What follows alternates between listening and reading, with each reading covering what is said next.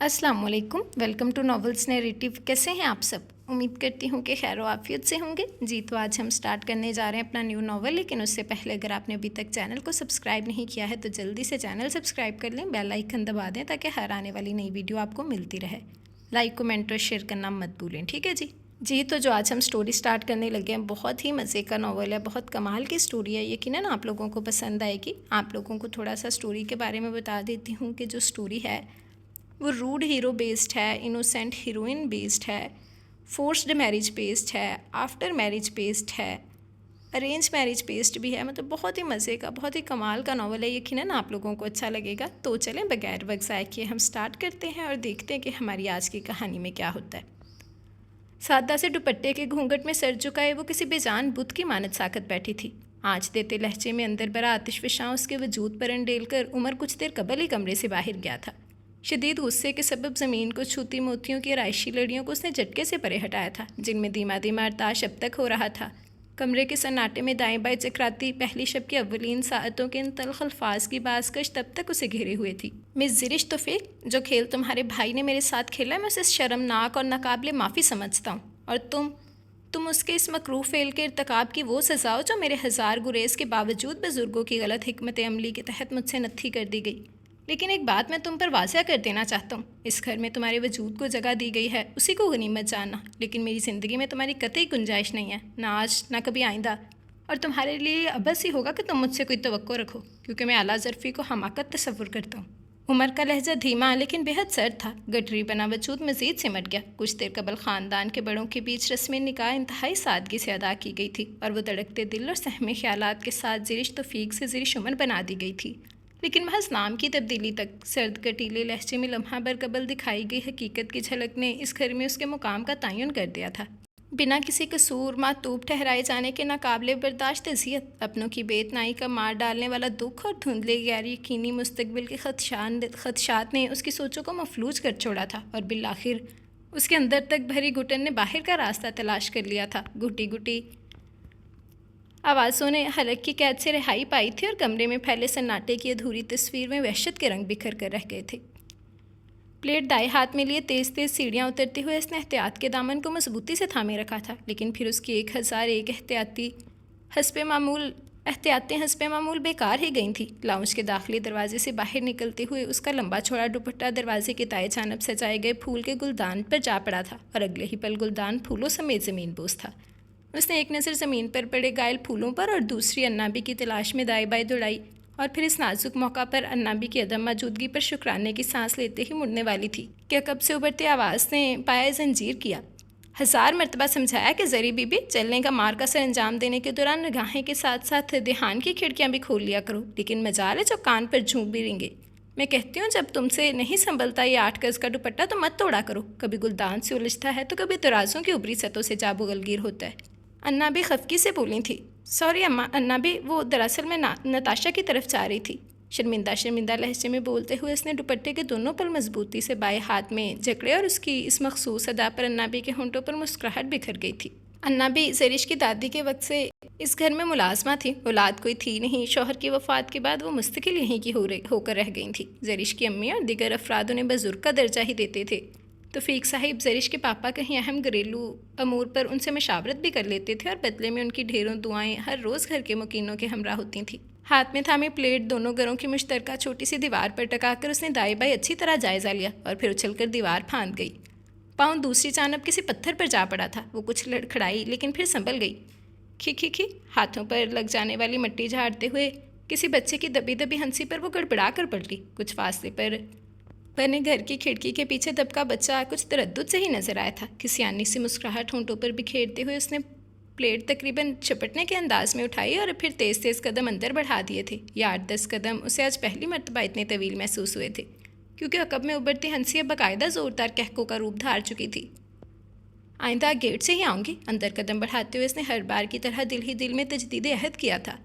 नबी aunty lounge में ही मौजूद थी। अस्सलाम वालेकुम आंटी। अंदर कदम रखते ही उसने हस्बे मामूल सलाम जाड़ा था। वालेकुम अस्सलाम। जीती रहो बेटा, कैसी हो, और ये आज कौन सी सौगात आई है? चेहरे पर फिसलते हुए उनकी निगाहें उसके हाथों पर आ ठहरी। जी हलीम बनाई थी मैंने, सोचा आपके लिए भी लेती आऊँ। नताशा कहाँ है? उसने कहते हुए इधर उधर झांका था। کچن میں ایک فاتحانہ سی چمک نے نبی آنٹی کے چہرے کا گھراؤ کیا تھا۔ جی کچن میں، اور وہ بھی نتاشا؟ اس کی آنکھیں حیرت سے ابل پڑیں۔ اس کی آنکھیں حیرت سے باہر ابھر پڑنے کو تیار تھیں۔ وہ دونوں بچپن سے ساتھ تھے اور زرش اس حقیقت سے بخوبی آگاہ تھی کہ نتاشا کچن کے نام سے ہی الرجک تھی، لیکن انہونی کے ہو جانے کا سبب اب اس کے دماغ میں سر ابھار رہا تھا۔ او میں تو چھوڑ چلی بابل کا دیس، پیا کا گھر پیارا لگے۔ کچن میں جھانکتے ہوئے اس نے بآواز بلند گایا تھا، زرش کی بچی باز آ جاؤ تم ورنہ۔ نتاشا جو چولہے پر رکھی دیچکی میں موجود کسی شے کو گوٹا لگانے میں مصروف تھی، مڑ کر بولی تھی، اوہو غلط بیانی کب کر رہی ہوں؟ حقیقت حال بلکہ نہیں، حقیقت مستقبل کی منظری کشی ہی تو فرما رہی ہوں۔ آج پھر؟ نتاشا نے مصنوعی ناگواری سے شیف پر رکھی پلیٹ کو دیکھا تھا۔ نہ ہی لایا کرو تم اپنا متنجن، تمہاری بلائی میری رسوائی بن جاتی ہے۔ اس نے ہاتھ میں تھامے ٹماٹر دیچکی میں ڈالے تھے۔ کچھ خوف خدا کھاؤ لڑکی، میری اتنی مزیدار حلیم کو متنجن کہتے کا حوصلہ صرف تم ہی رکھتی ہو۔ مسکراہٹ چھپاتے ہوئے وہ فوراً بولی تھی، اچھا شکر کرو کہ جلے دل کا پھپھولا محض کہہ کر پھوڑ رہی ہوں، میرا بس چلے تو تمہیں بھی اس ٹماٹر کے ساتھ اس دیچکی میں پٹک ڈالوں۔ وہ سخت تپی ہوئی تھی۔ توبہ توبہ، کتنے خونخوار آدم بزار لڑکی ہو تم، نہ کوئی لحاظ نہ کوئی پاس۔ اب تو میں بھی آنٹی کے ساتھ ہوں۔ وہ نتاشا کے چہرے پر پھیلی جنجلاہٹ سے خوب ہی محظوظ ہو رہی تھی۔ اچھا لاؤ میں کرتی ہوں۔ نتاشا سے چمچہ لیتے ہوئے اس نے جلدی کام نپٹایا تھا اور نتاشا نے نبی آنٹی کی 3 گھنٹے کی مقرر کردہ بل کے بجائے محض آدھے گھنٹے میں فارغ ہو جانے پر شکر کا سانس لیا تھا۔ اسے BA کے ایگزامس کے بعد فارغ وقت کے مزے اڑاتے ہوئے ابھی زیادہ وقت نہیں ہوا تھا کہ اس کی شدید مخالفت کے باوجود نبی آنٹی آج کل 1-2 رشتوں کے بارے میں خصوصی سنجیدگی سے سوچ بچار میں مشغول تھیں، اور ساتھ ہی نتاشا کو سگڑاپے کے تمام تر گھر سکھانے کا بیڑا بھی اٹھا لیا تھا، اور اس چلتی پر تیل کا کام زرش کے ہاتھ کی مزیدار ڈشز بخوبی کر رہی تھی۔ زری کو دیکھو، تمہاری ہم عمر ہے، تمہارے ساتھ ہی تو امتحان دیا اس نے، پڑھائی کے ساتھ ساتھ امور خانہ داری میں بھی طاق ہے، کتنا ذائقہ ہے اس کے ہاتھ میں، اور ایک تم ہو، انڈا تک صحیح تک نہیں ابال سکتی۔ نتاشا کے پاپا بھی اس بارے میں بیگم کے ہی حامی تھے، سو چاروں نہ چار اسے کڑوا گھونٹ بھرنا ہی پڑا تھا، لیکن زرش کی کبھی کبھار کی آمد اس کڑواہٹ میں خاصی کمی کا باعث بن جاتی تھی۔ میرا خیال تھا کہ تمہاری پرسنالٹی میں کوئی نہ کوئی چینج تو ضرور آ ہی گیا ہوگا اب تک، بٹ آئی واز رانگ، عمر تم اب بھی ویسے ہی ہو۔ وردہ مسکراتے ہوئے بولی، جبکہ اس کی بات پر دھیمی سی مسکراہٹ عمر کے ہونٹوں پر ابھر کر معدوم ہو گئی۔ دراصل میرا انسپریشن کا اصول دوسروں سے ذرا مختلف ہے۔ اچھا وہ کیا؟ وہ وردہ نے ابرو اچکائے تھے۔ وہ یہ کہ کسی اچھے اصول یا اچھی بات سے اس حد تک کہ متاثر ہونا چاہیے کہ آپ کی اپنی ذات کے ضابطے اس سے نہ ٹکرائیں، اور میرا ہمساد مجھے کسی ایسی چیز سے انسپائر ہونے کی اجازت نہیں دیتا جو اسے ناپسند ہو۔ کرسی کی آرام دہ پشت سے ٹیک لگائے وہ اطمینان بھرے لہجے میں بولا تھا، لیکن ضروری نہیں ہے کہ تمہاری بات سے ہر کسی کو اتفاق ہو، کم از کم میں تمہاری اس منطق سے قطعی متفق نہیں ہوں۔ وردہ نے تردیدی انداز میں گردن دائیں بائیں ہلائی تھی۔ انسان کی سرشت میں شامل ہے اچھائی اور بہتری، اسے انحراف کی گنجائش ہرگز نہیں نکلتی۔ نکل سکتی ہے، بالکل نکل سکتی ہے۔ وہ کیسے؟ اسی طرح جس طرح 2 پازیٹیو چارجز کبھی بھی ایک دوسرے کو کشش نہیں کرتے اور کبھی جڑ نہیں سکتے، بالکل اسی طرح۔ یعنی تم یہ کہنا چاہتے ہو کہ تم اور تمہارے اندر کے اپنے اچھے اصول اور اپنے وضع کردہ اچھائی کے ضابطے کسی بیرونی اچھائی کو قبول نہیں کرتے؟ وردہ نے منطق تراشی تھی۔ نہیں، اب میرا یہ مطلب بھی نہیں تھا، وہ فوراً بولا تھا۔ عمر تم واقعی بہت عجیب ہو، وہ ضد چھوڑ اٹھی۔ کبھی کبھی تو مجھے یوں لگتا ہے کہ تم ایک شیشے کے خول میں بند ہو، دنیا کو دیکھتے تو ہو لیکن محسوس نہیں کرتے۔ جھنجھلاہٹ بھرا لہجہ عمر کو مسکرانے پر مجبور کر گیا تھا۔ بھئی وردہ بیٹے، اب کچھ کھانے کو بھی ملے گا یا پھر اس بحث سے ہی پیٹ بھرنا پڑے گا آج؟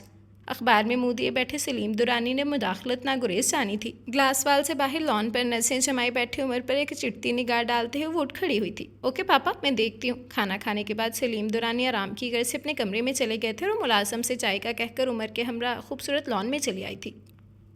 عمر تمہیں نہیں لگتا کہ تمہیں ایسا نہیں ہونا چاہیے جیسے تم ہو؟ نرم گھاس پر اس کے ہم قدم چلتے ہوئے اس نے آج کئی بار سوچی بات اس سے کہہ ڈالی تھی۔ انسان کو ویسا ہی نظر آنا چاہیے وردہ جیسا وہ ہو۔ مجھے ڈپلومیسی اور ڈپلومیٹ پرسنس دونوں سے شدید نفرت ہے۔ وہ روش کی رونق بڑھاتے گلابوں پر جھک گیا تھا۔ پھول کب سے اچھے لگنے لگے ہیں تمہیں؟ اس کے لمحہ پر پہلے کہے گئے جملوں پر غور کرتے وردہ حیرت امیز مسرت سے بولی تھی۔ پھول کسے پسند نہیں ہوتے ڈیئر کزن؟ بس زبانی اظہار کی عادت مجھ میں نہیں ہے، جبکہ تم چاہتی ہو کہ انسان اپنی پسند کی ہر چیز کا ڈھنڈورا پیٹے۔ وہ مسکراتے ہوئے سیدھا ہوا تو گلاب کی ننھی سی کلی اس کے ہاتھ میں آ گئی۔ وردہ کے دل میں ایک دم ہی ایک خواہش سی ابری تھی۔ عمر تم سے شدید قسم کا گلہ ہے مجھے، لان کے وسط میں بچھی کرسیوں پر بیٹھتے ہوئے وردہ نے کہا۔ وہ کیا؟ تمہیں میں نے ڈیروں ای میلز کی، کئی فیس فیکسز کیے اور تو اور میں نے خط بھی لکھا تھا، حالانکہ خط وط لکھنے کا مجھے کوئی ایکسپیرینس نہیں ہے، لیکن تمہاری طرف سے نو رسپانس۔ اس کے لہجے میں ہلکی سی خف کی گہرائی تھی. وہ ایک انا پرست، ضدی اور اکھڑ سی لڑکی تھی، لیکن اس شخص کے سامنے اس کی شخصیت کے تمام صفات جیسے کسی پس منظر میں جاس ہوتی تھیں. اس وقت بھی وہ اپنے شدید غصے کو مکمل طور پر دبائے اسے خاصے نرم لہجے میں مخاطب تھی. بس دراصل پڑھائی کا شیڈیول بہت ٹف تھا، بالکل بھی ٹائم نہیں نکال پاتا تھا. ہاتھ میں تھامی کلی اس نے لاپرواہی سے سامنے بید کی خوبصورت سی میز پر ڈال دی تھی اور وردہ کے سینے سے ایک بھرپور ٹھنڈی سانس خارج ہو کر فضا میں گم ہو گئی تھی. نہ جانے اس خرد دماغ شخص کے ساتھ گزارا کیسے ہوگا. وہ دل ہی دل میں بڑبڑا کر رہ گئی تھی. اوکے بھائی، خاصا وقت ہو گیا، آئی مسٹ گو ناؤ. چائے پیتے ہی وہ اٹھ کھڑا ہوا تھا. ٹھیک ہے، ایسا کرتے ہیں، میں بھی تمہارے ساتھ چلتی ہوں. آنٹی سے ملے کافی دن ہو گئے ہیں. اسے اٹھتا دیکھ کر اس نے فوراً پروگرام بنایا تھا. ٹھیک ہے چلو، لیکن جانے سے پہلے تم اپنا ذرا حلیہ درست کر لو. سن گلاسز اپنی سنہری آنکھوں پر چڑھاتے ہوئے سرسری سے انداز میں کہہ کر گاڑی کی جانب بڑھ گیا.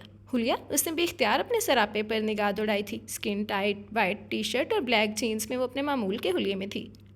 اف، یہ عمر جواد کبھی نہیں بدل سکتا. اتنے سال کی MBA کی پڑھائی امریکہ جیسے ملک میں پوری کیا ہے، لیکن سوچ وہی روایتی ہی رہی. نو چینج ایٹ آل. اس نے نخوت سے سر چھٹک کر سوچا تھا، اور پھر کچھ ہی دیر بعد وہ عمر کے حسب منشا حلیے میں فرنٹ سیٹ پر برے جوان تھی.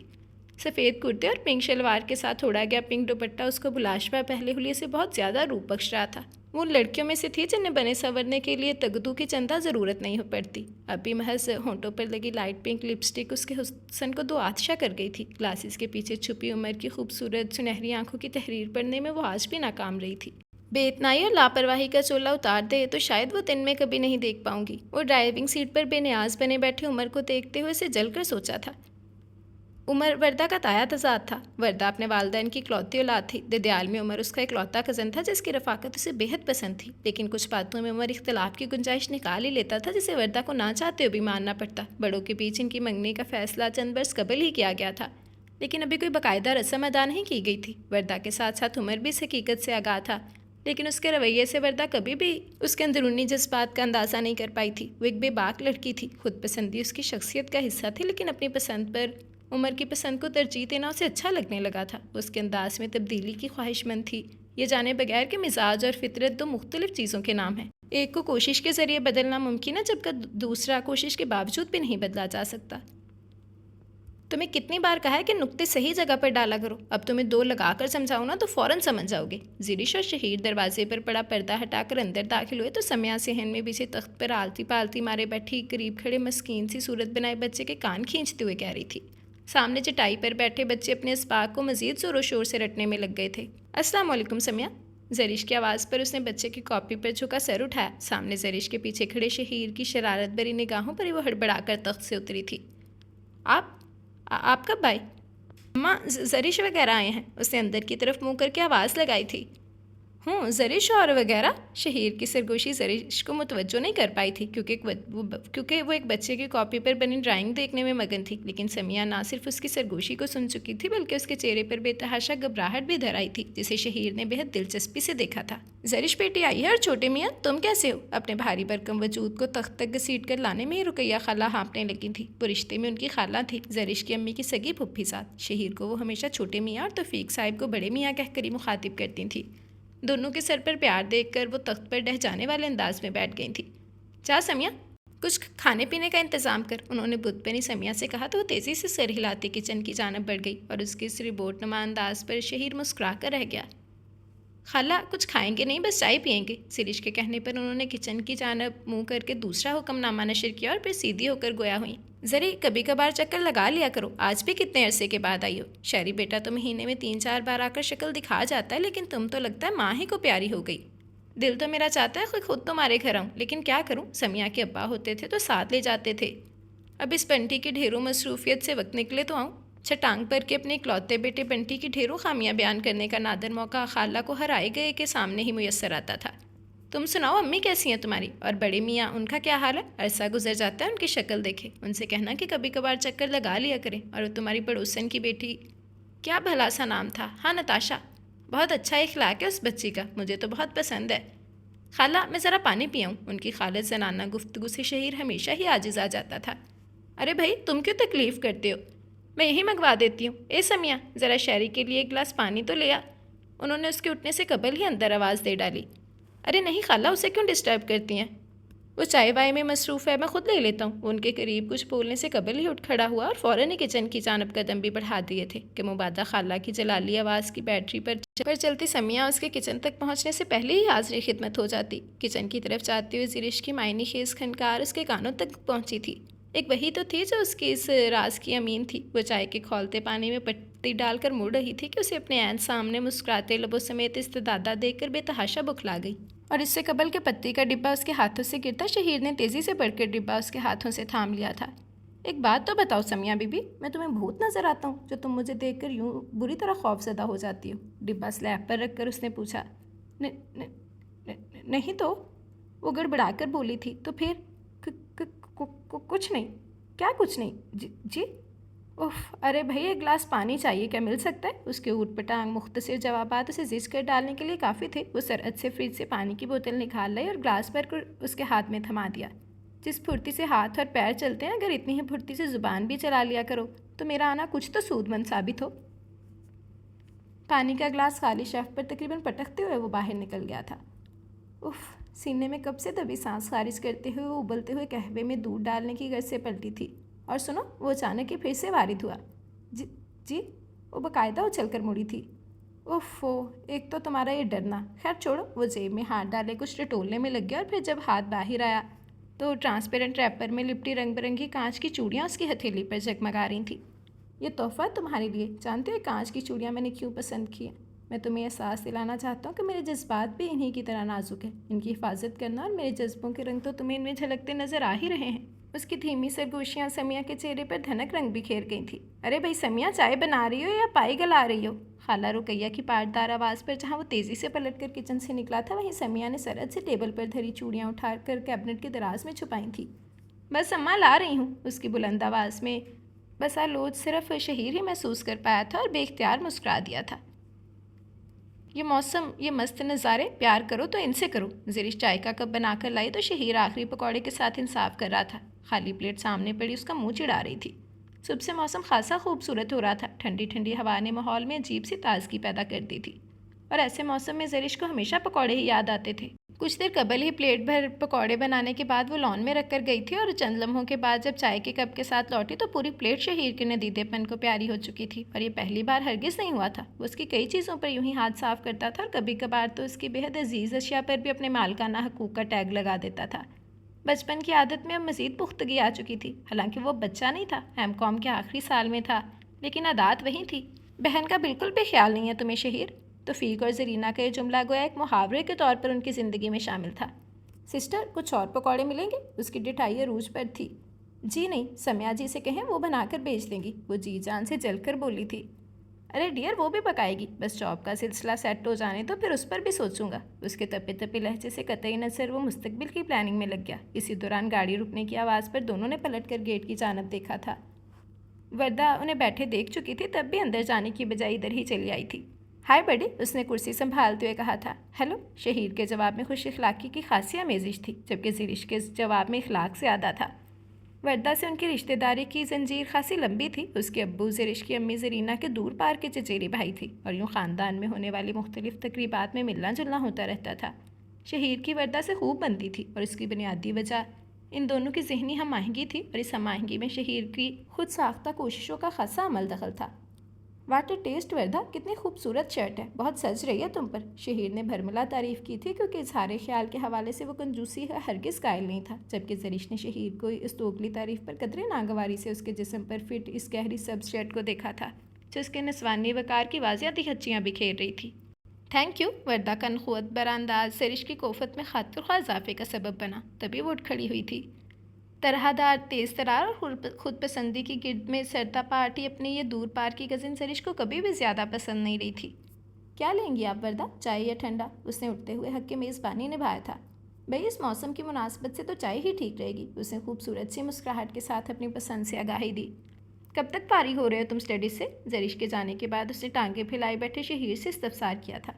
آخری سیمسٹر چل رہا ہے، پھر تمہارے در دولت پر حاضری دینی ہے۔ وہ سیدھا ہو بیٹھا۔ ہاں بالکل، میں نے کی تھی پاپا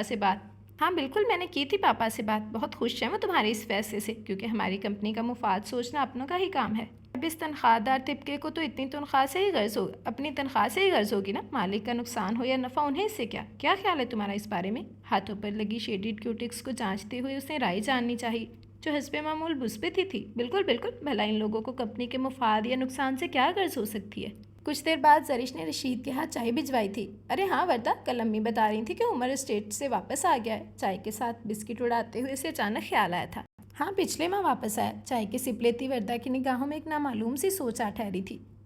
تو پھر تو تیاریاں شروع ہوں گی پیا دیش سدھارنے کی، وہ شرارت سے ہنسا تھا۔ پتہ نہیں، اس کے خوبصورت ہونٹوں پر پھیلی مسکان بہت پھیکی تھی۔ کیا مطلب بھائی؟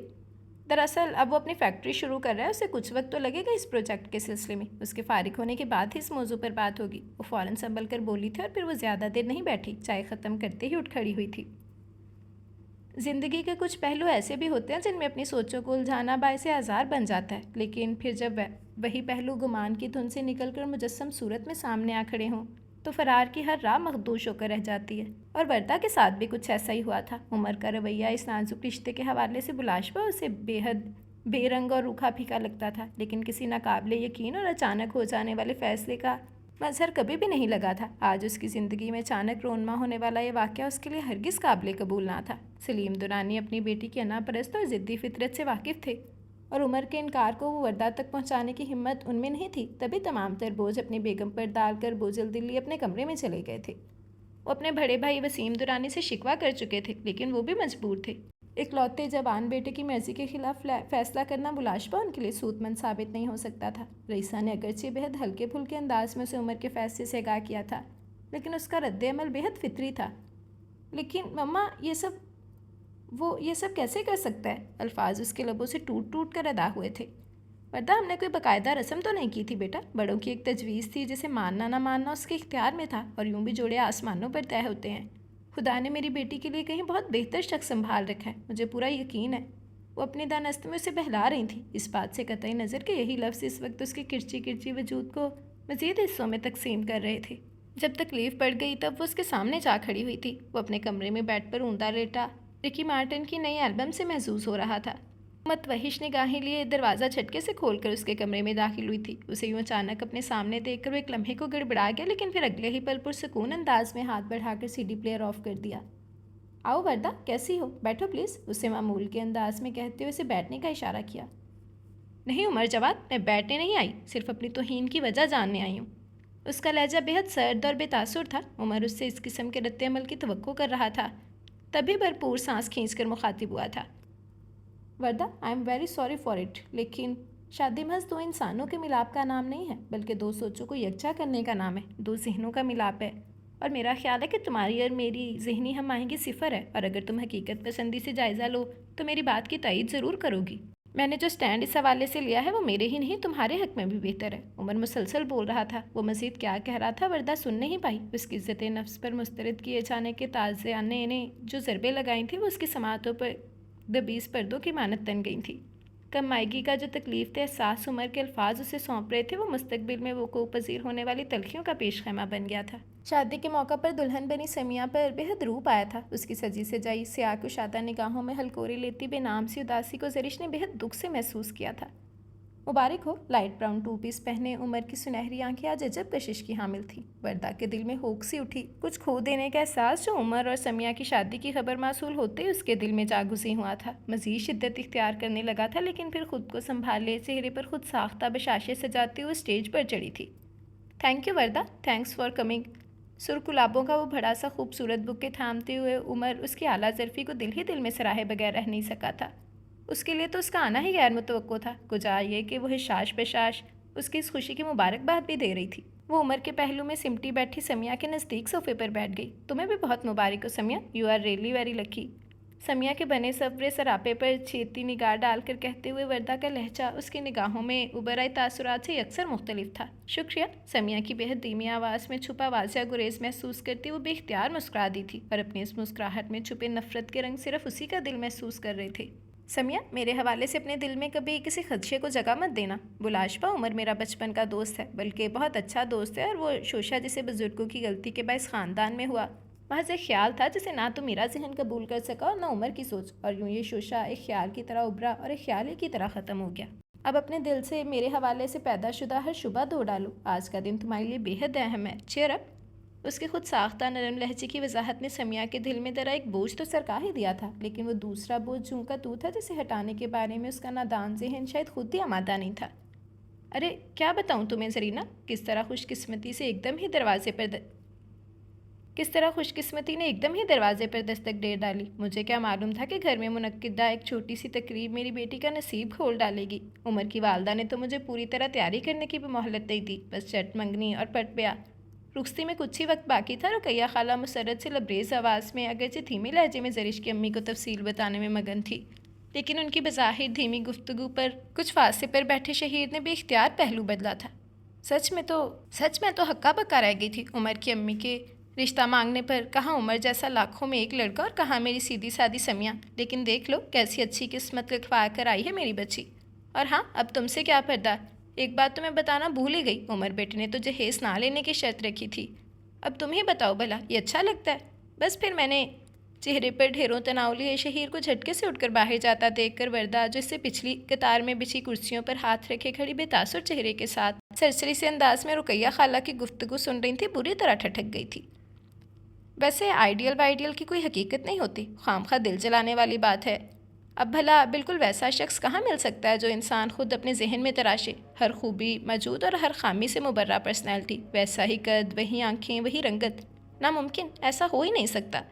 سینے سے بھرپور ٹھنڈی سانس خارج کرتے ہوئے نتاشا بہت مایوسی سے گویا ہوئی۔ پچھلے ہفتے ہونے والی منگنی کے بعد ہر روز زرش سے اس کی ملاقات ناگزیر تھی۔ نتاشا کی مما تو فوراً شادی کا بھی سوچے بیٹھی تھی، لیکن قسمت کی یاوری سے نتاشا نے BA میں مناسب نمبر لے کر پاس ہونے کا شرف حاصل کر ہی لیا تھا، اور یوں آگے یونیورسٹی میں داخلے کی وجہ سے انہیں اپنا چٹ منگنی اور پٹ بیاہ والا منصوبہ ملتوی کرنا پڑا تھا۔ مشترکہ منگنی کے فنکشن میں اپنے آدھے گنجے منگیتر کو نتاشا نے دیکھتے ہی ریجیکٹ کر دیا تھا، لیکن دل ہی دل میں، کیونکہ مما کا فیصلہ پتھر پر لکیر تھا، بینک میں اعلیٰ عہدے پر فائز رؤف سامان جیسا خاندانی لڑکا رد کرنے کا وہ سوچ بھی نہیں سکتی تھی۔ تو اب تقریباً روزانہ زرش کو اس کی ڈھیر ٹھنڈی آنکھوں کو سمیٹنا پڑتا۔ اس وقت بھی وہ زرش کے کمرے کی بالکنی میں بیٹھی چائے کے ساتھ انصاف کرتے ہوئے ٹمپریچر میں مسلسل کمی کا باعث بن رہی تھی۔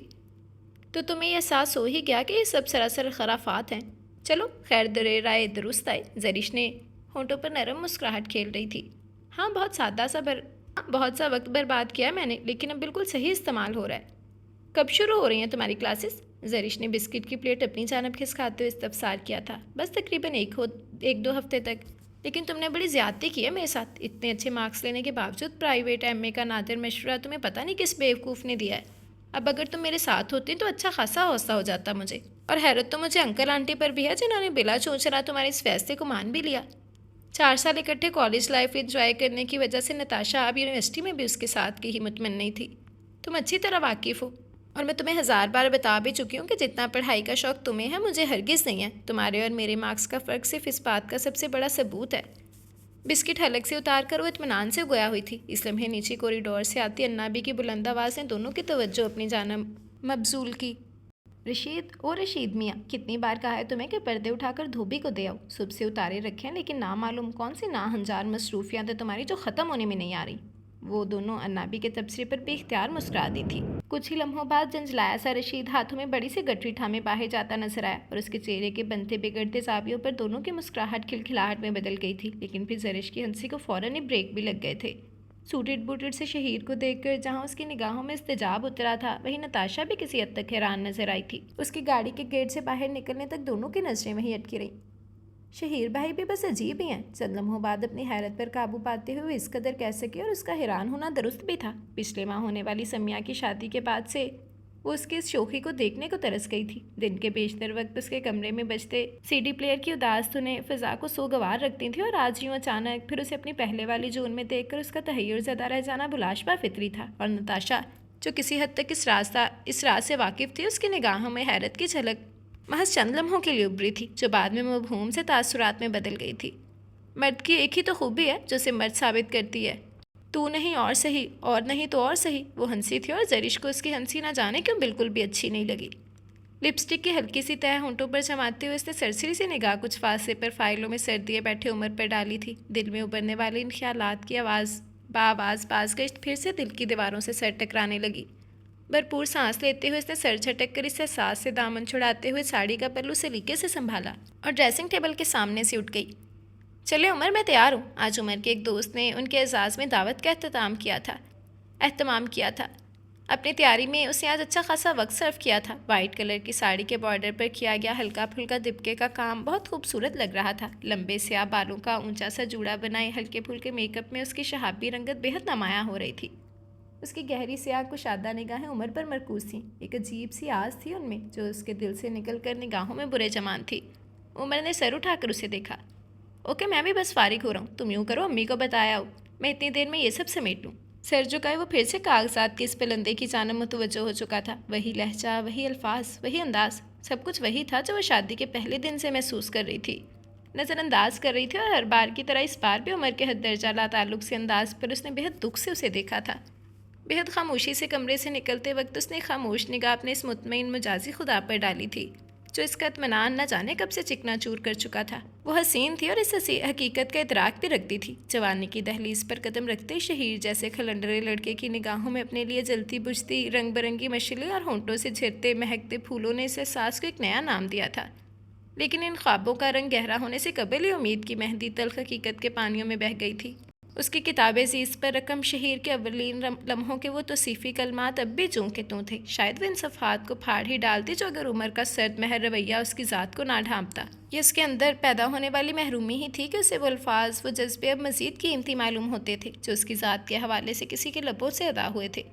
उमर के संजीदा मिजाज को कबूल करना उसके लिए खासा मुश्किल मरहला था। उसके मुंह से निकलने वाले रस्मी कलमात के अलावा कोई दिल फरेब महका सा जुमला सुनने की हसरत अब हासिल ख्वाहिश की तरह उसके दिल में दफन होने लगी थी। वो इस हकीकत को कबूल करने की हतौल मकान कोशिश कर रही थी, लेकिन मामला फहमी के लिए दरकार जहनी पुख्तगी वो कहाँ से लाती, और यूँ हर गुजरता दिन उसे बेशुमार उलझन में डालता जा रहा था। ये तो कुछ भी नहीं है शहीर, तुम में जो टैलेंट है वो तुम्हारे लिए मज़ीद तरक्की की राहें खोलेगा। अभी तो इब्तिदा है तुम्हारे काम की। फ्लैट की चाबी उसके सामने डालते हुए वर्दा खासे प्रोफेशनल अंदाज में बोली थी। थैंक यू सो मच वर्दा। तुम जैसे टैलेंट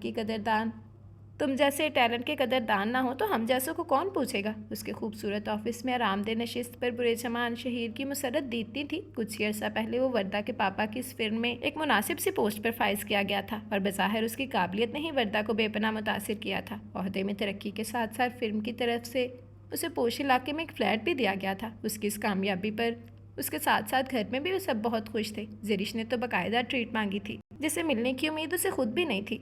मैंने तो पहले ही कहा था कि शारी बेटा बेहद ज़हीन है, लायक फाइक है, तरक्की करेगा, खूब तरक्की करेगा। अन्ना भी ने बेहद खुश होकर उसके माथे पर बोसा दिया था। उसकी इस ख्वाहिश को कि वो सब चलकर उसके साथ चंद दिन फ्लैट में रहें तो फीक साहब ने नरमी से रद्द कर दिया। ना बेटा, ये तुम्हारी चीज़ है, तुम अपनी आइंदा नस्ल के लिए संभाल रखो। ज़रीना भी इस मामले में शौहर ही के हम ख्याल थी। लेकिन सरिश अन्ना भी के हमरा ना सिर्फ फ्लैट देखने गई बल्कि 1-2 रोज़ रही भी थी, लेकिन फिर जल्दी उदासी ने आ घेरा था। अरे बेटा, मैं तो पहले ही कहती थी कि हम नहीं रह सकते बिखरा कर। अब चलो वापसी की तैयारी बांधो। मैं तो खुद चाह रही थी कि अब वापस चला जाए, लेकिन फिर तुम्हारी ही वजह से खामोश थी। अन्ना भी के कहते ही उसने फ़ौरन वापसी का कसद किया था। बहुत अच्छी सेटिंग की है तुमने समिया, ऐसा लुक पहली बार आया है। वर्दा ने बेइख्तियार ड्राइंग रूम की नई सेटिंग को सराहा था। उसके लबों से अदा करदा तो सीफ़ी कलमात ने उसकी निगाहों में मौजूद जामिद तासुरात को किसी हद तक मुख्फी कर दिया था।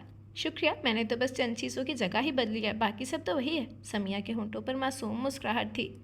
वो वर्दा से खासी मुतासिर थी। अपनी इस अल्ट्रा मॉडर्न तरहदार किस्म की कज़न से वो शादी से कबल ख़ानदान में होने वाले फंक्शंस में ही चंद एक बार मिली थी, लेकिन अब शादी के बाद हफ्ते में 1-2 बार तो उनकी मुलाकात ज़रूर होती थी। समिया वर्दा और उमर की ज़ुबानी निस्बत के टूट जाने पर खासी हैरान हुई थी, और उसकी यह हैरत वर्दा से होने वाली 12 मुलाकातों के बाद तो चंद हो गई थी, क्योंकि उसमें वो तमाम खूबियाँ बदरजा तब मौजूद थीं जो किसी भी लड़की को मुकम्मल साबित करने के लिए काफ़ी थी। बेहद खूबसूरत, पढ़ी लिखी, नए ज़माने की जिद्दतों से बखूबी आगाह, खुश मिजाज और जहानत, क्या नहीं था उसमें।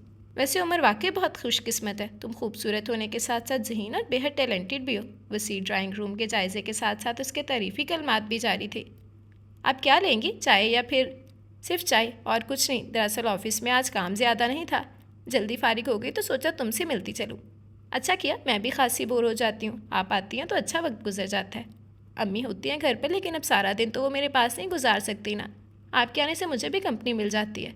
سمیہ کا پرخلوص انداز وردا کے چہرے پر ایک مبہوم سی مسکراہٹ دوڑا گیا تھا اور اس کی حسین آنکھوں میں ایک عجیب سی چمک ابھری تھی۔ سمیہ ملازم سے چائے کا کہہ کر پھر سے اس کے پاس آ بیٹھی۔ تمہارا ٹیسٹ اپنے لباس کے معاملے میں بھی ایکسٹرا آرڈنری ہے۔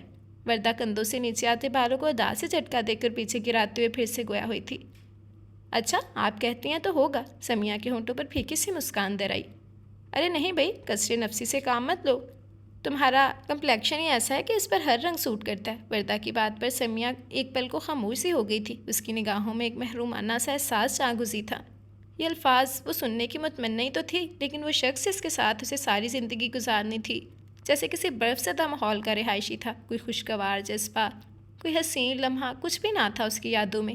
یہ درست تھا کہ عمر کے مزاج میں ورفتگانہ اور عاشقانہ اوصاف کی بے پناہ کمی تھی، بلکہ یہ کہنا زیادہ صحیح تھا کہ یہ چیز اس میں مفقود تھی، لیکن ان خامیوں سے قطع نظر وہ ایک اچھا شوہر تھا۔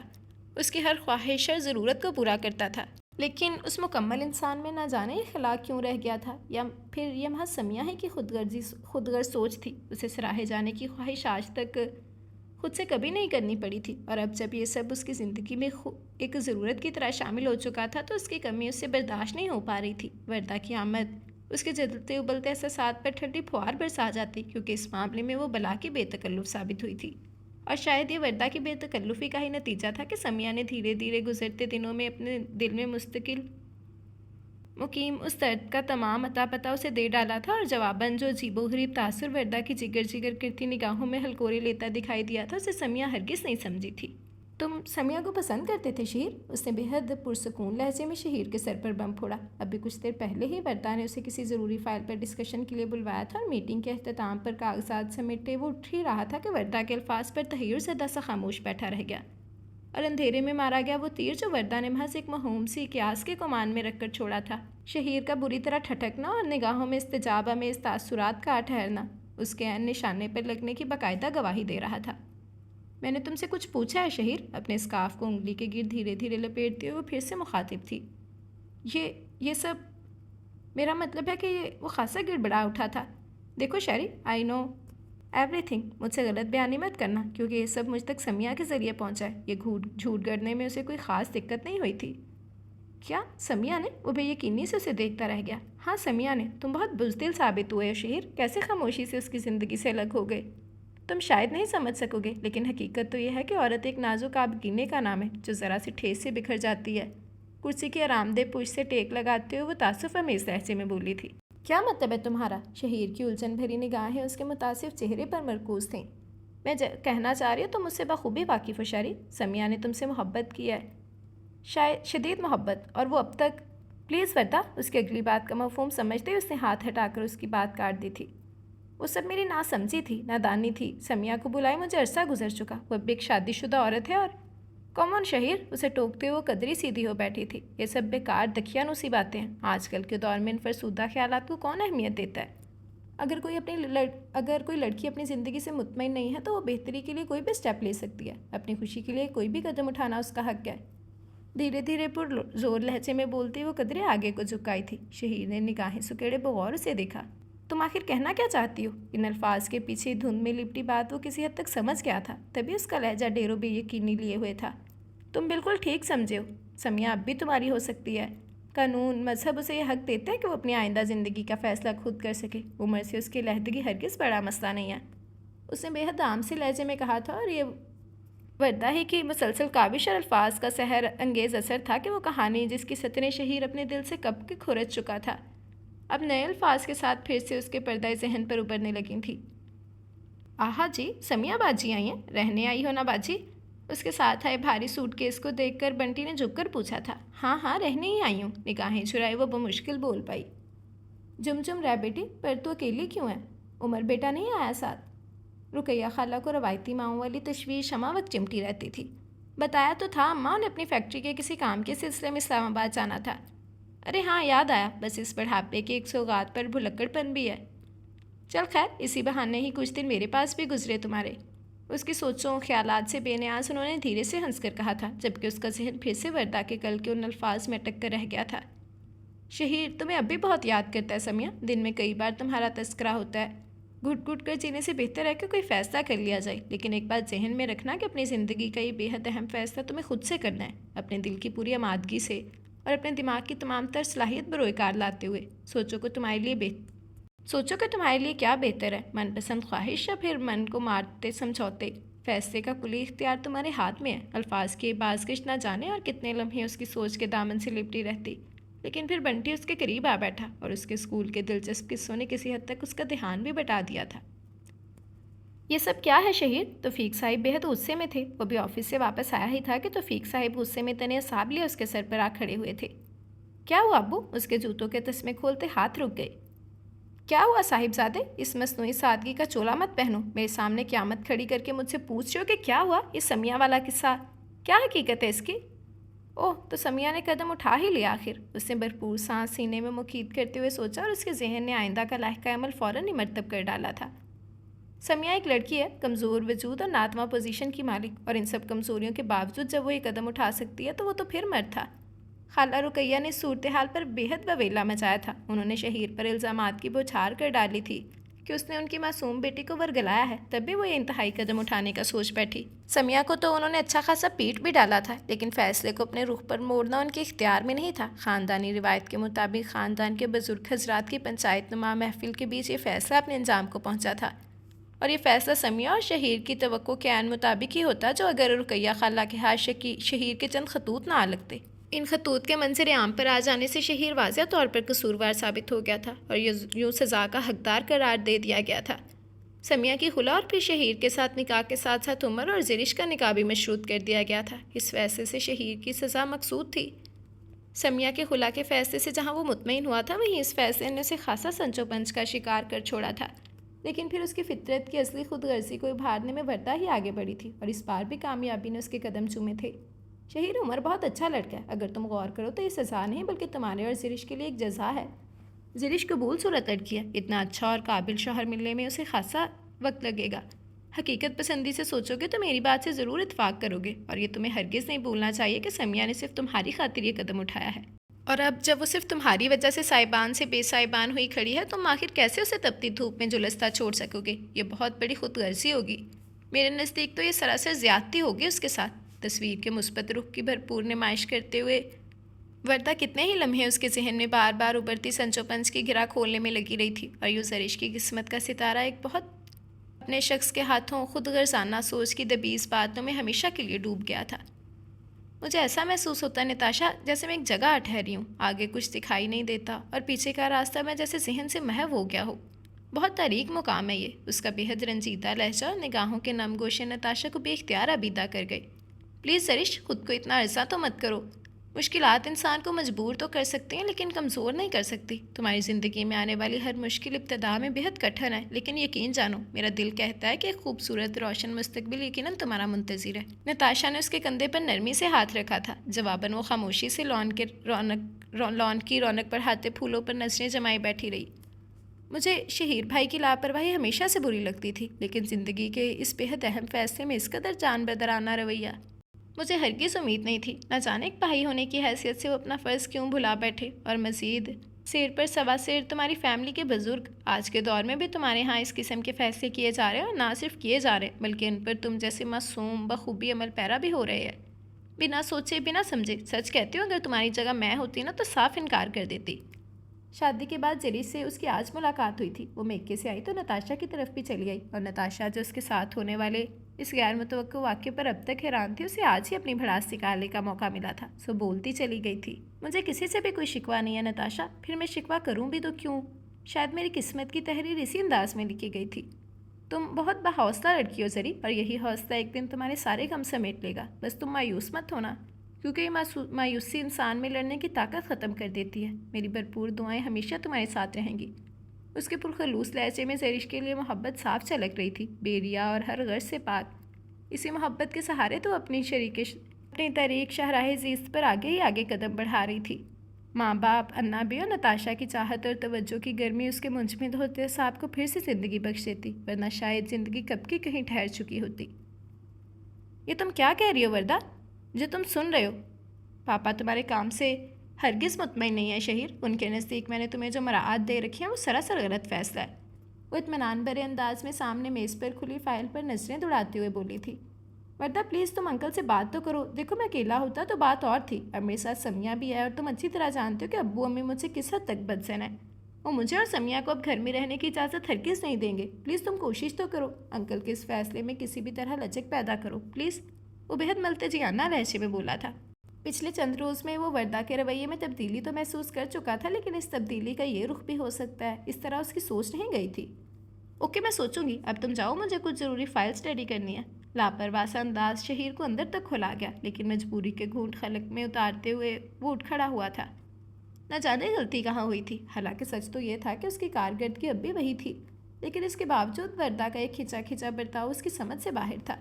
پچھلے ماہ اس کی تنخواہ میں بھی کسی وجہ کے بغیر کمی کر دی گئی تھی، لیکن اب فلیٹ کی متوقع واپسی اسے پریشان کرنے کے لیے کافی تھی، اور اس کی پریشانی کا اصل دور اگلے ہفتے سے شروع ہوا تھا۔ فلیٹ کی چابی کے ساتھ ساتھ اس نے ایک ہفتے کی رخصت کی درخواست بھی وردہ کی ٹیبل پر رکھی تھی، اور وہ اس لمحے ذہن میں اٹکی رہائش کی پریشانی کے سبب وہ وردہ کے لبوں پر کھیلتی تمسخرانہ مسکراہٹ پر غور نہیں کر پایا تھا۔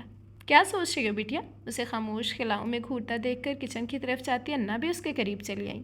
کچھ نہیں انا بھی، کچھ بھی تو نہیں، وہ سر جھکائے اپنے پاؤں کی انگلیوں پر نظریں جما کر بیٹھ گئی۔ انا بھی کے ہونٹوں سے دبی دبی افسردہ سی سانس خارج ہوئی تھی، مڑ کر کچن کی جانب بڑھتے ہوئے رخساروں پر لڑک آئے۔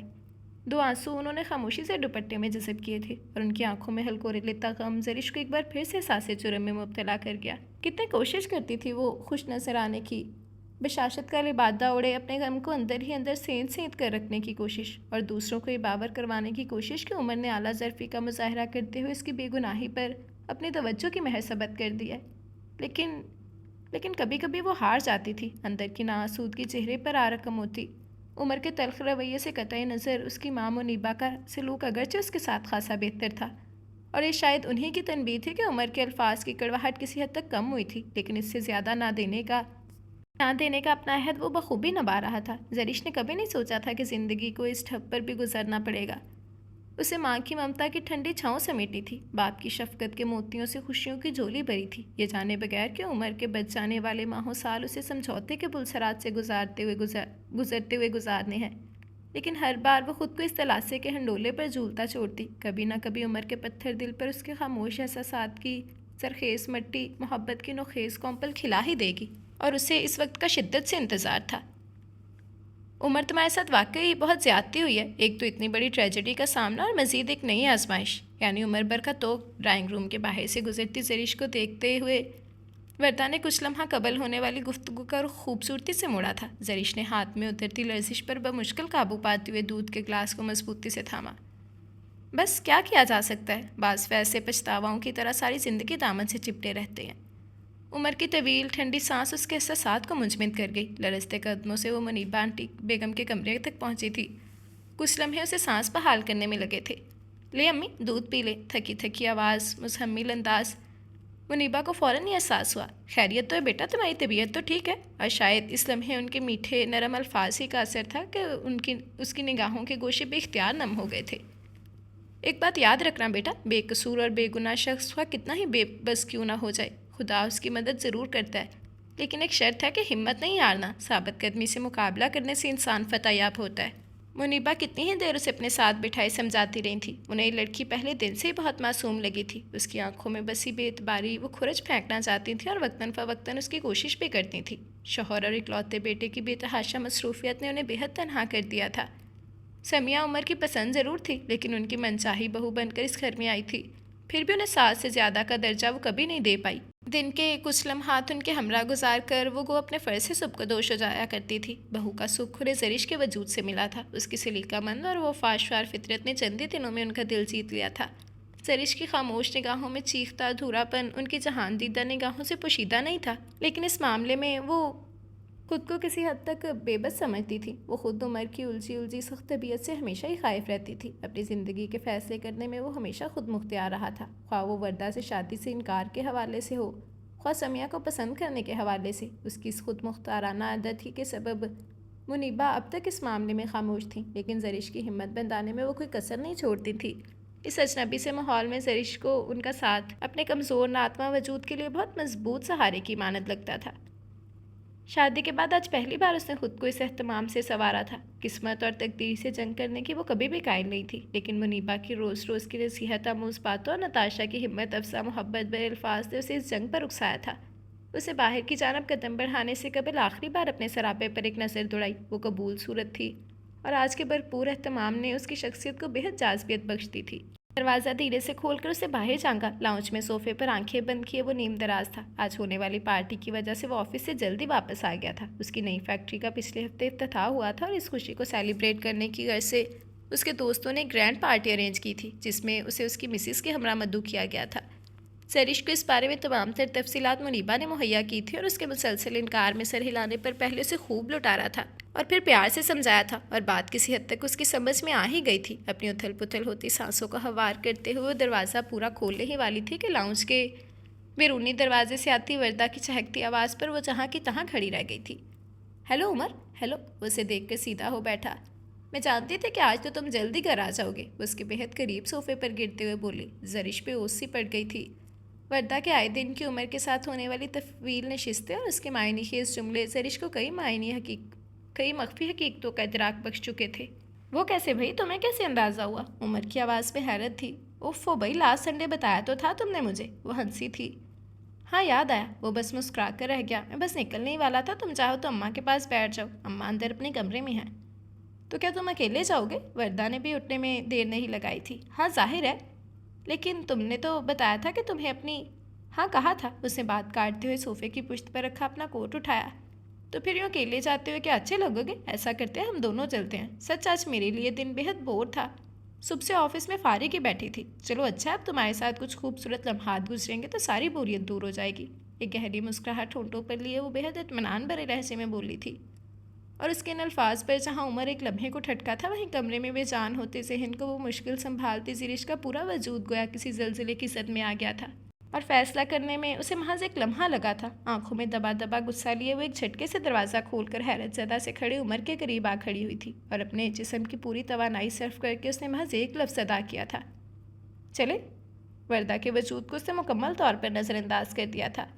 عمر بیٹا، تم اب تک گئے نہیں؟ منیبا نہ جانے کب وہاں چلی آئی تھی۔ ان کی آواز پر ہی تینوں نفوس حرکت میں آئی۔ عمر فوراً ہی مڑ کر باہر نکل گیا۔ وردہ نے تنفر سے بچھے لب لیے زرش کے بنے سورے سراپے پر ایک نظر ڈالی تھی۔ وردہ تم کب آئی اور کھڑی کیوں؟ بیٹھو، منیبا اس کے ساتھ صوفے پر بیٹھتے ہوئے بولی تھی۔ نہیں آنٹی، بیٹھوں گی نہیں، کافی دیر ہوئی آئی ہوئی، اب چلوں گی، پھر رہوں گی۔ میرے گھر کا راستہ یہیں سے ہو کر تو گزرتا ہے، اور یوں میرا تو روٹ ہی یہ ہے۔ بہت جلد پھر چکر لگاؤں گی، لیکن فی الحال ایک ضروری کام یاد آ گیا ہے، اسے نپٹانا ہے۔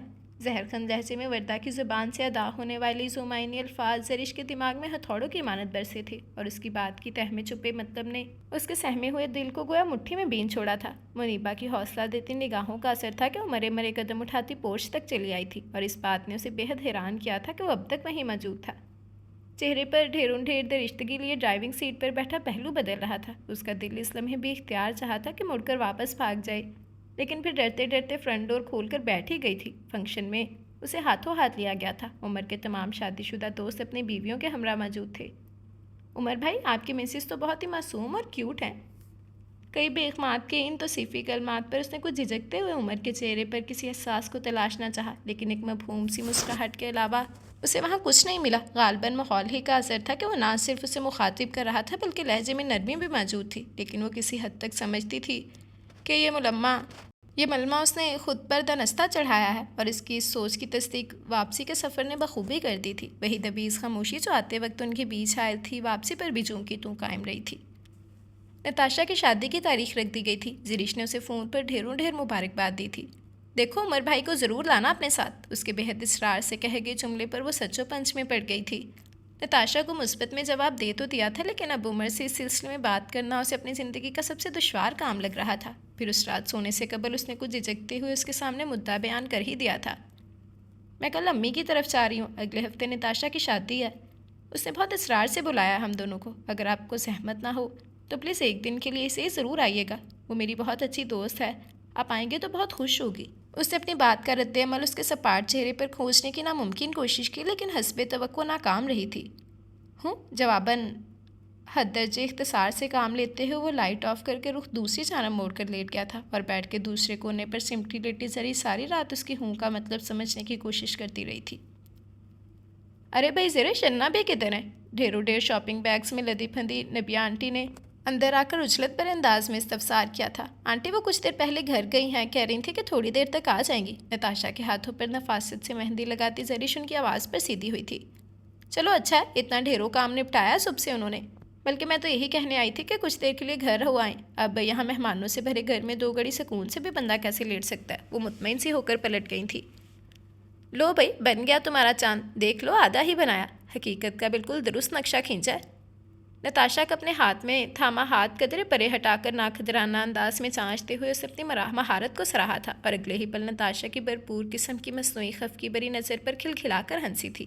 جب سے اس کے علم میں آیا تھا کہ نتاشا کے ہونے والے وہ گھر میں چاند کے نام سے جانے جاتے ہیں، تب سے اسے نتاشا کے ساتھ چھیڑ چھاڑ کا مزید لطف آنے لگا تھا۔ محترمہ آدھے بال ہیں تو کیا ہوا، باقی تو سارے گن موجود ہیں ان میں، وہ اترا کر بولی تو زرش کی مدم ہوتی ہنسی پھر سے بلند ہو گئی تھی۔ کچھ دیر بعد نتاشا کی ڈھیروں کزنس نے کمرے میں دعویٰ بولا تو وہ تیار ہونے گھر چلی آئی تھی۔ ڈرائنگ روم سے آتی آواز ہی کسی مہمان کی آمد کی اطلاع دے رہی تھی۔ اس نے پردہ ہٹا کر اندر جھانکا تھا۔ اس کی بے معنی سی ہوں اس کے لیے زیادہ قابل اعتبار نہیں تھی، لیکن نہ جانے کہ اسے انتظار تھا، اور اس بے بنیاد بیاس انتظار کی تھکن نے اسے مائیوں مہندی کے فنکشنز میں بہت بے چین رکھا تھا۔ تو وہ چلا آیا تھا، اس کے دل میں جیسے کہ چراغ ایک دم روشن ہوئے تھے، تو گویا کہیں نہ کہیں تھوڑی بہت گنجائش موجود ہے۔ نتاشا کی رخصتی کے وقت اس سے گلے مل کر پھوٹ پھوٹ کر روئی تھی، اور اس لمحے کچھ فاصلے پر کھڑے عمر کی نگاہوں کے برف احساسات میں اسے ایک پل کو گرم جذبوں کی حدت ابھرنے کا شائبہ ہوا تھا، لیکن شاید یہ اس کا وہم ہی تھا۔ عمر کچھ دیر سے ہی آئیں گے، کہہ رہے تھے کہ کچھ ضروری کام ہے۔ ہر اتوار علی صبح وردہ کا آدھا مکنا اسے ایک آنکھ نہیں باتا تھا۔ آج عمر کسی کام کے سلسلے میں صبح ہی نکل گیا تھا، اور نہ جانے کس طرح اپنی تمام تر ہمت مجتمع کر کے اس نے عمر کے کمرے میں موجود CD پلیئرز پر چلتی دھن پر سرتنتی وردہ سے یہ کہہ دیا تھا۔ اوہ آئی سی۔ صوفے پر پھیلی بیٹھی وردہ نے قریب رکھا ریموٹ اٹھا کر CD پلیئر آف کر دیا۔ تو عمر تمہیں یہ بتا کر گیا ہے کہ وہ دیر سے آئے گا؟ اس کے لہجے میں تصحیق کی بھرپور آمیزش تھی۔ ہاں؟ لہجے کی ہکلاہٹ اس کے جھوٹ کی واضح چگلی کھا رہی تھی۔ وہ مان اس سے ملا ہی کب تھا جس کے بل بوتے پر وہ اپنی بات زور دے کر منوا سکتی۔ لیکن مس زرش توفیق، تم اتنی اہم پوزیشن پر کب سے فائز ہو گئیں کہ وہ تمہیں اپنے شیڈیول سے باخبر رکھنے لگا ہے؟ وہ زہر میں بجھی مسکراہٹ چہرے پر سے جائے اس کی اڑی اڑی رنگت سے محسوس ہوتے ہوئے بولی تھی، اور زرش کا زرد ہوتا چہرہ اسے ہمیشہ کی طرح اپنے اندھیرے میں چلائے گئے تیر کے نشانے پر لگنے کا واضح ادراک سونپ گیا تھا۔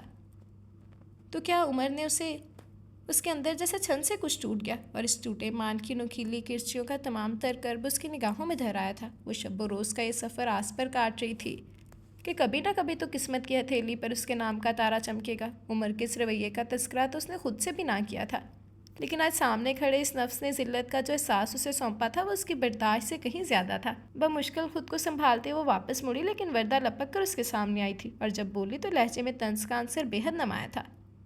کیوں وقت برباد کر رہی ہو زری بی بی؟ آخر کب تک کرو گی یہ سب؟ آنکھوں پر پٹی باندھ کر چلنا اور پھر چلتے ہی رہنا بیوقوفوں کا مشغلہ ہے۔ میری مانو عمر سے دور چلی جاؤ، تمہارے لیے یہی بہتر ہے، کیونکہ عمر کے دل میں تمہارے لیے رتی بھر جگہ نہیں ہے۔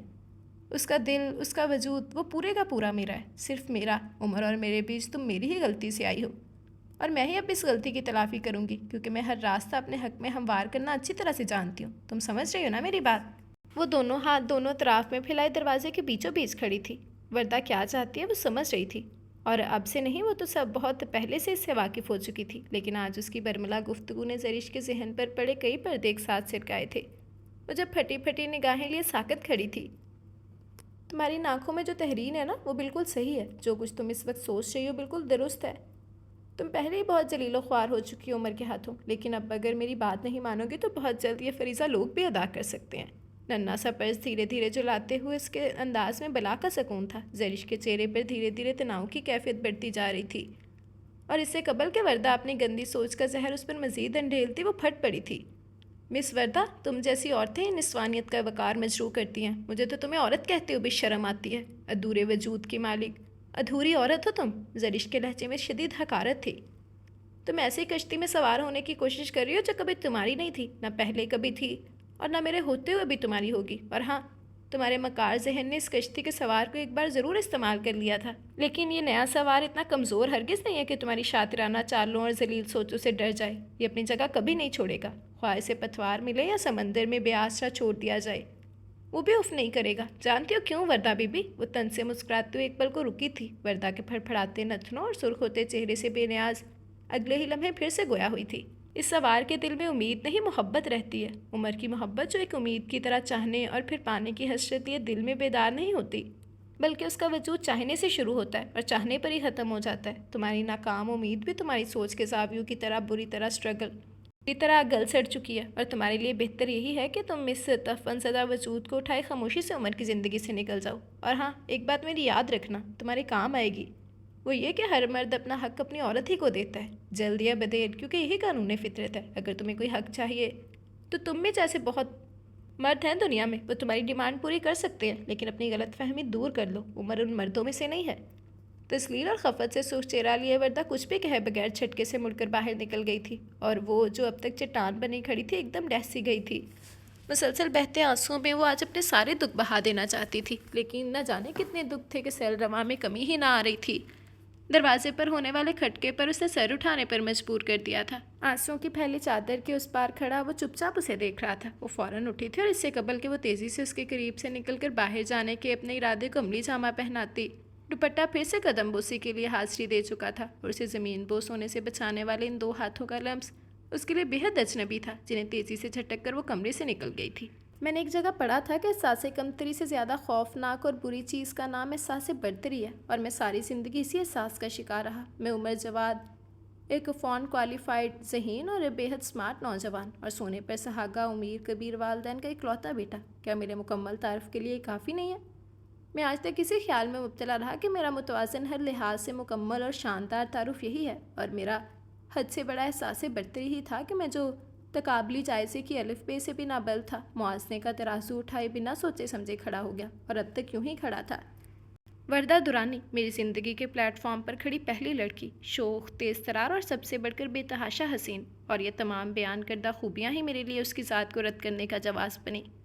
وجہ وہی میرا احساس برتری جو ہر لحاظ سے مکمل اس لڑکی کو میرے مقابل کھڑا ہرگز برداشت نہیں کر سکتا تھا، سو اسے میں نے بڑی آسانی سے اپنی زندگی سے الگ کر دیا، اور ایسا کرتے ہوئے میری انا پرست فطرت کا وقار میری اپنی ہی نظروں میں مزید بلند ہوا تھا۔ اور اس کے بعد سمیہ، میری زندگی کے پلیٹ فارم پر موجود دوسری لڑکی، میرا خیال تھا کہ وہ میرے ساتھ چل سکتی ہے، غریب گھر کی ایک ایسی لڑکی جس کی ساری عمر خواہشیں دباتے اور محرومیاں اوڑھتے گزری ہو، اس میں بھلا اپنی واحد خوبصورتی، حسن کا احساس کس طرح اجاگر ہو سکتا تھا؟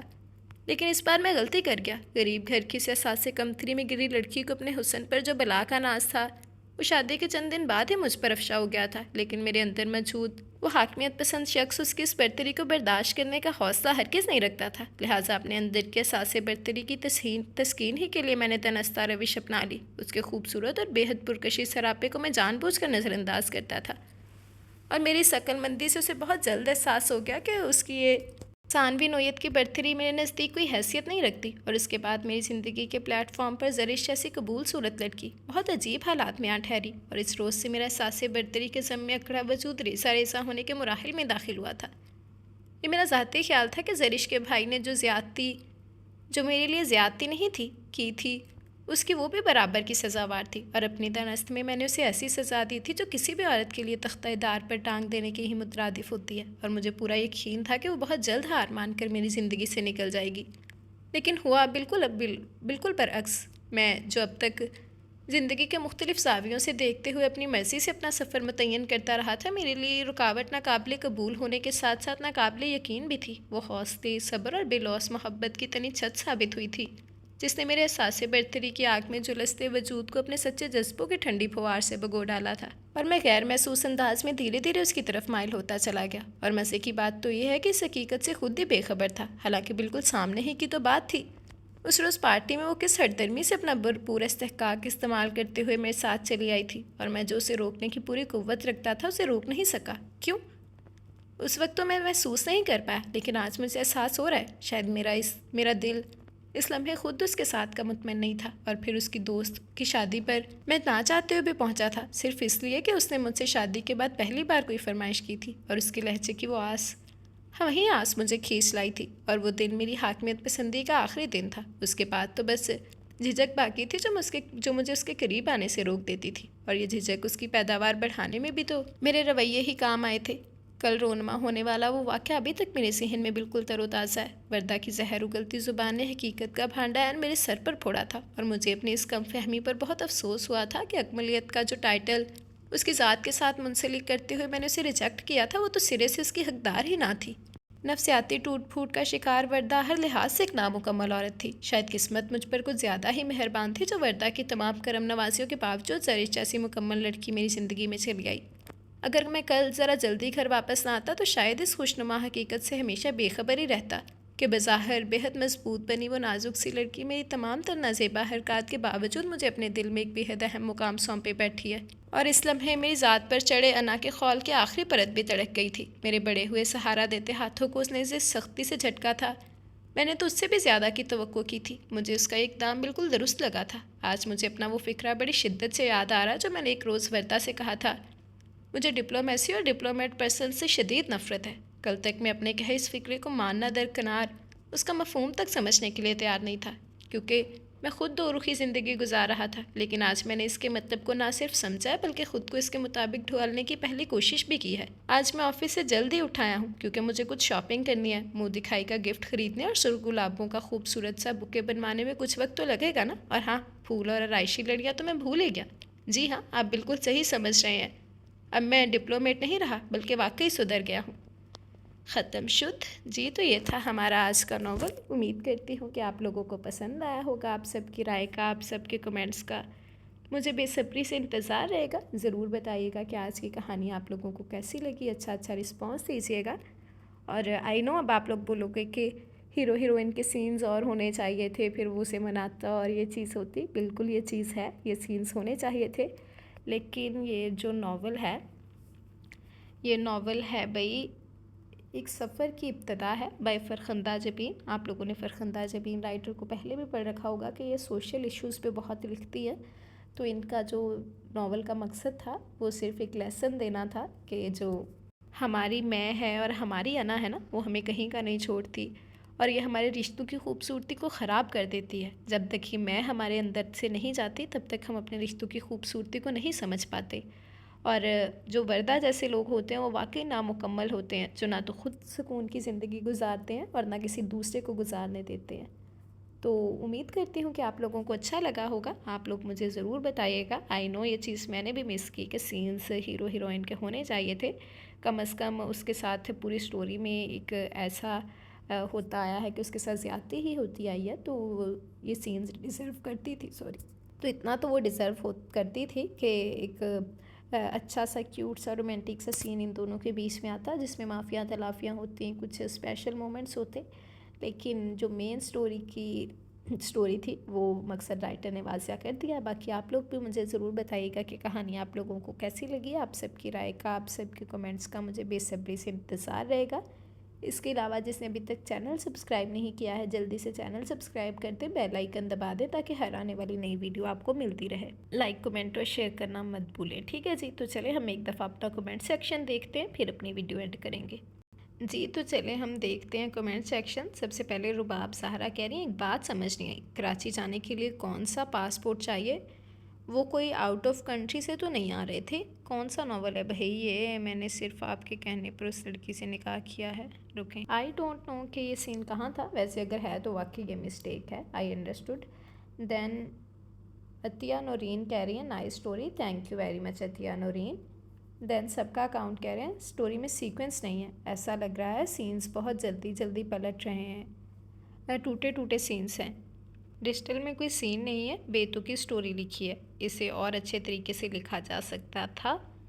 हाँ, हो सकता है, बिल्कुल और अच्छे तरीके से लिखा जा सकता था, इम्प्रूवमेंट हो सकती थी ये चीज़, इससे मैं एग्री करती हूँ। और सही कह रहे हैं आप। देन अरूसा मलिक कह रहे हैं, हद है, बात बात पर थप्पड़। अच्छा, ये वो शानी वाला नॉवल, बिल्कुल ये चीज़ मुझे भी नहीं अच्छी लगी थी और मैंने ये चीज़ वाजिया कर दी थी तभी। समीना खातून ने लाइक किया, thank you very much Samina खातून। कहाँ गायब थी भैया, आप काफ़ी अरसे के बाद आई हैं।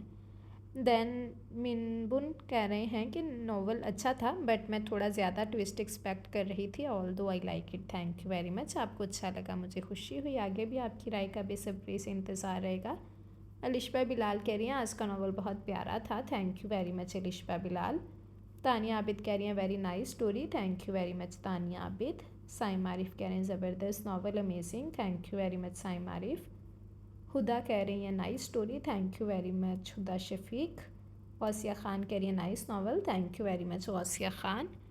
دین شازیہ کہہ رہی ہیں وعلیکم السلام سس، بہت اچھا ناول ہے، زرار شاہ گڈ اور رومیل بہت برا شخص تھا، انتہائی کمینہ تھا، محبت ایسی نہیں ہوتی کبھی، اور مشارب گڈ، اور جی میں اسی ناول کو ڈھونڈ رہی ہوں جس میں 4 دوست ایڈونچر کے چکر میں لڑکی کو اس کی شادی سے لے آتے ہیں، مجھے مل نہیں رہا، پلیز لنک بھیج دیں ڈھونڈ کر پلیز، آپ کی آواز میں سننے کا مزہ ہی الگ ہے، اور وہ میں پہلے پڑھی تھی پر اب سنوں گی وہ آپ کی آواز میں، واؤ، پلیز لنک بھیج دیجیے گا۔ میں ڈھونڈ رہی ہوں اسے، ایکچولی میں اس کا نام بھول چکی ہوں اور مجھے بالکل بھی کوئی کریکٹر کا نیم بھی ذہن میں نہیں آ رہا، رات میں نے کافی ٹائم لگایا اسے ڈھونڈنے میں لیکن میں انفارچونیٹلی نہیں ڈھونڈ سکی، تو ایک دفعہ آپ بھی چینل وزٹ کریں اور میں خود بھی کوشش کرتی ہوں، اگر مجھے جیسی ملتی ہے میں فوراً آپ سے اس کا لنک شیئر کر دوں گی، ابھی میرے وہ ذہن میں نہیں آ رہی، ویسے وہ میں نے اسٹوری پڑھی ہوئی ہے، یہ تو مجھے اچھی طرح یاد ہے کہ وہ بعد میں وہ جو ہیرو ہوتا ہے وہ کافی امیر کبیر خاندان کا نکلتا ہے، کچھ اس طرح کی اسٹوری ہے نا، تو وہ میں نے پڑھی تو ہے لیکن اب مجھے بالکل نہیں یاد آ رہا کہ اس کا نیم کیا تھا، تو میں اپنی طرف سے کوشش کر رہی ہوں، مجھے جیسے ہی وہ مل گیا میں آپ کے ساتھ اس کا لنک ضرور شیئر کروں گی۔ باقی thank you very much for your comment, آپ کا کمنٹ ہمیشہ کی طرح بہت مزے کا تھا، اور بالکل آپ نے صحیح کہا کہ رومیل واقعی بہت گھٹیا اور کمینہ شخص تھا، اور محبت ایسی نہیں ہوتی کہ اپنے ہی محبوب کو رسوا کر دیا جائے، تو thank you very much. Then Faiza Khan کہہ رہی ہیں the end should be more in detail, overall story was great, thank you very much, بالکل میں بھی آپ کی بات سے ایگری کرتی ہوں، ایسے آج کل 2-3 دن ہو گئے ہم جو ناولس پڑھ رہے ہیں، ہمیں آخر میں آ کے یہی شکایت ہوتی ہے کہ اینڈ میں کچھ اور ڈیٹیلنگ ایڈ ہو سکتی تھی، انکلوڈنگ آج کی اسٹوری بھی، تو باقی تھینک یو ویری مچ، آگے بھی آپ کی رائے کا بے صبری سے انتظار رہے گا۔ اور آج کی اسٹوری میں مین چیز جو مجھے تھوڑی سی لگی کہ جو تھی نا شہیر کی اسٹوری، اسے بھی اور اچھے سے لکھا جا سکتا تھا، جو شہیر کا تھا نا سٹارٹنگ پہ وہ جو اسے اس کے لیے چوڑیاں لے کے آتا ہے اور وہ کہتا ہے کہ میرے جذبات پہ ان کی طرح نازک ہے تو انہیں سنبھال کے رکھنا، تو وہ سین مجھے بہت اچھا لگا تھا، مطلب کہ وہ کتنا پیارا سین تھا، کتنا کیوٹ سا سین تھا، اور بعد میں پھر بے شک ان کے رشتے میں یہ چیزیں آئیں لیکن وہ بہت جلدی وائنڈ اپ ہوتا گیا سب کچھ، کہ اچانک ہی وہ آ گئی، اچانک ہی خلا ہو گیا، اچانک ہی شادی ہو گئی، پھر ان کی شادی کے بعد کا کوئی سین بھی نہیں دکھایا گیا، بالکل ہی انہیں اینڈ کر دیا گیا، لیکن جو مین چیز تھی نا وہ اس اسٹوری کو پھر بار بات وہیں آ جاتی ہے کہ سوشل ایشوز، مین چیز یہی تھی کہ اسٹوری کا جو مین مقصد تھا رائٹر نے صرف اسی پہ فوکس کیا، کسی کپل پہ کسی پہ وہ زیادہ فوکس نہیں کیا گیا، تو تھوڑی سی اگر فوکس ہوتا تو اسٹوری آئی تھنک سو کہ بہت بہتر ہو سکتی تھی، بہت زیادہ مزے کی ہو سکتی تھی۔ باقی آپ لوگ بھی اپنی رائے کا اظہار ضرور کیجیے گا۔ حارث خان کہہ رہے ہیں شکریہ، آپ بھی thank you very much Haris Khan. Then Tanzila Shabbir نے لائک کیا ہے، thank you very much Tanzila Shabbir. Nimra Khan کہہ رہی ہیں بہت اچھی اسٹوری تھی، thank you very much Nimra Khan. Muhammad Tufail کہہ رہے ہیں السلام علیکم آپی جان، کیسی ہیں آپ؟ جی ناول بہت اچھا تھا، بہت شکریہ آپ کا۔ وعلیکم السلام، الحمدللہ میں بالکل ٹھیک ہوں، آپ کیسی ہیں؟ تھینک یو ویری مچ۔ اور آپ کہاں غائب تھیں؟ آپ نے کافی دنوں بعد کمنٹ کیا، ایکچولی میری مصروفیات کچھ ایسی ہو گئیں تو میں کمنٹ سیکشن بھاگ میں ریڈ کرتی تھی تو میرے ذہن میں نہیں رہا، آپ مجھے بتائیں کہ آپ کہاں غائب ہو گئی تھی، اور رمضان کیسا گزر رہا ہے؟ الحمدللہ رمضان بہت اچھا گزر رہا ہے، آپ لوگ بتائیں آپ کا رمضان کیسا جا رہا ہے، اور کیسی جا رہی ہیں آپ لوگوں کی عید کی تیاریاں، مجھے ضرور بتائیے گا۔ جی تو یہ تھے ہمارے آج کے کمنٹس، امید کرتی ہوں کہ آپ لوگوں کو آج کا ناول اچھا لگا ہوگا، آپ سب کی رائے کا، آپ سب کے کمنٹس کا میں بے صبری سے انتظار کروں گی، اچھا رسپانس دیجیے گا، ضرور بتائیے گا کہ آج کی اسٹوری آپ لوگوں کو کیسی لگی۔ اب ہم انشاءاللہ حاضر ہوں گے کل نئے ناول کے ساتھ، نئے کرداروں کے ساتھ، تب تک کے لیے مجھے اجازت دیں، آج کی اسٹوری انجوائے کریں، دعاؤں میں یاد رکھیے گا، اللہ حافظ۔